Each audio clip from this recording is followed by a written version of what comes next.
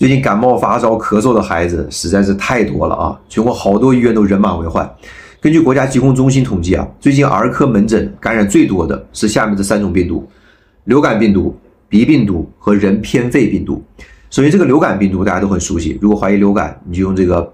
流感试剂盒测一下，一旦确诊了，用奥司他韦就可以啊。第二个就是鼻病毒，其实就是普通感冒啊，孩子会出现发热、鼻塞、流鼻涕、咳嗽、咽痛这些症状，这种就可以用小儿感冒宁颗粒啊。这个药它包含很多种中药材，有疏散风热、清热止咳的功效，主要就是用于小儿感冒发烧啊、鼻塞、流涕、咳嗽、咽痛这些症状。因为它里面含有焦三酰，所以对脾胃虚弱的小朋友啊更友好一些。像小孩子感冒了啊，舌苔发黄、挑食、睡觉老是踢被子，用它就更合适。而且说明书上写着出生儿都可以使用，但是家长要注意啊，这个药它是针对风热感冒的，如果你家孩子是风寒感冒是不能用的。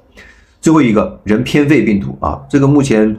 没有什么针对性的药物，只能根据孩子的症状对症治疗。最后再提醒一下大家，如果你家孩子一直高热不退，或者咳嗽的时候啊，有这种犬吠一样的声音，就是咳嗽的时候听起来空空的，那就别耽搁了，赶紧带孩子到医院去看看吧。